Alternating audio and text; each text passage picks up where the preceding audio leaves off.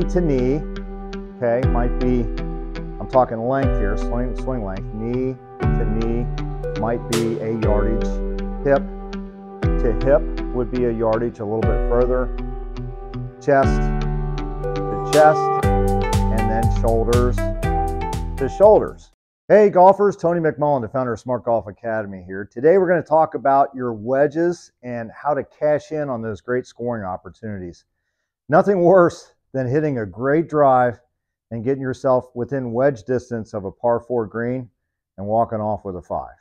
And then you've always got that one guy in the group that likes to rub a little salt in the wound by looking at you and going, well, too bad it was a bogey, but it sure was a great drive. Not much consolation. So I'm going to give you something today. It's a little out of the norm, but it's going to give you a better opportunity. If you're not a great wedge player, we can always get better, but this is going to give you a little better opportunity in the interim as you continue to improve to hit more of those greens from that 70, 80, 60, whatever yardage area that you should be scoring in. Maybe even knock it kind of tight with this concept too. And that way you can rely on your putter to make 3s instead of 5s. Okay?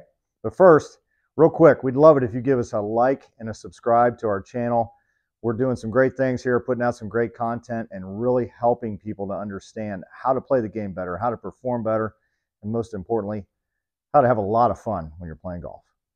So if you want to score better, once you get in that anywhere from 50 to 80, 90 yard range, where it's not quite a full wedge, but it's kind of one of those tweeners, you know, in between yardages, I'm going to give you something today that's going to help you out.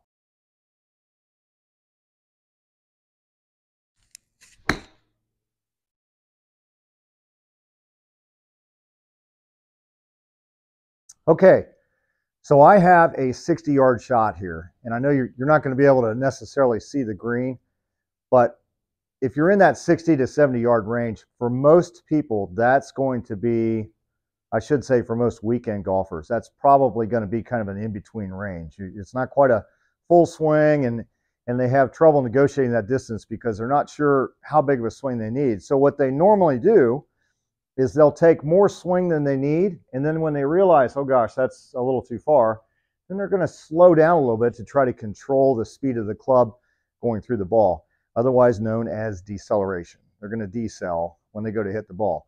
Normally doesn't work out well. Every now and again, you're going to get away with it. So what we want is a way to keep up the acceleration in a shorter swing.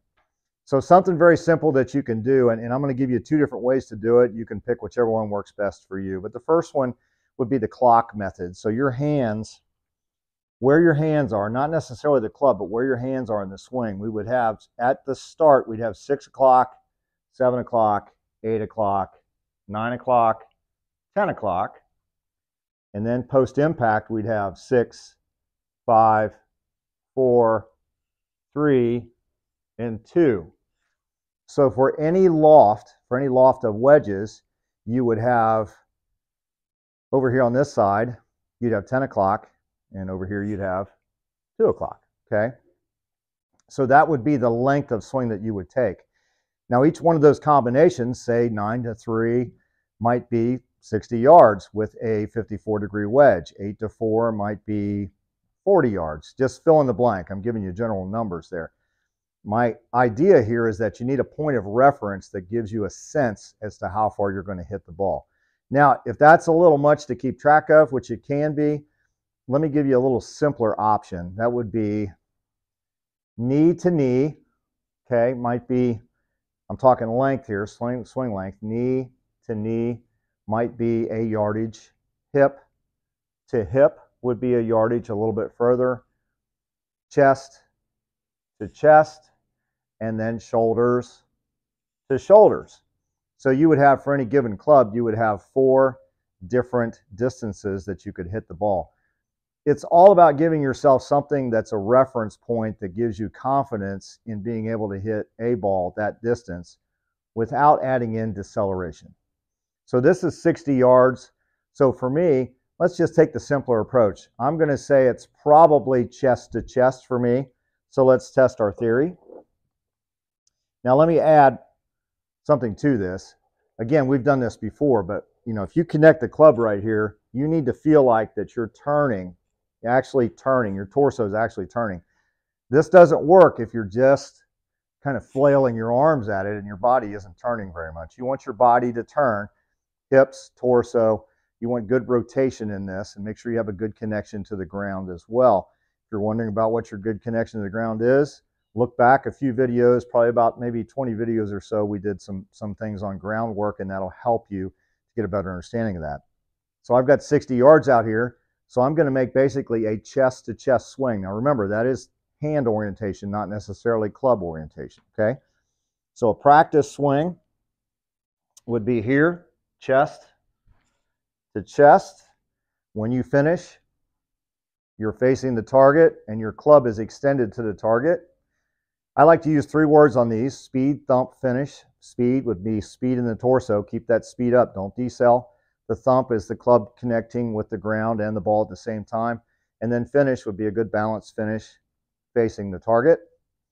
Let's go chest to chest. I love it. Okay, 62 yards. If you've hit a great drive and you've got that, what I call a tweener distance, in between distance, and you're not sure what to do with it, try this. It's going to help you out. Go to your range, pick some different distances, start playing around with it. You can use the clock. You can use the body method. They're reference points. You could even combine them if you'd like. But whatever you can do in acceleration to start to control the distances that you hit a wedge is going to help you to be a better player. Speaking of which, if you want more tips like these that's going to make you a better player, go to smartgolfacademy.org, the online academy. Keep watching those videos. We are going to make you a better player.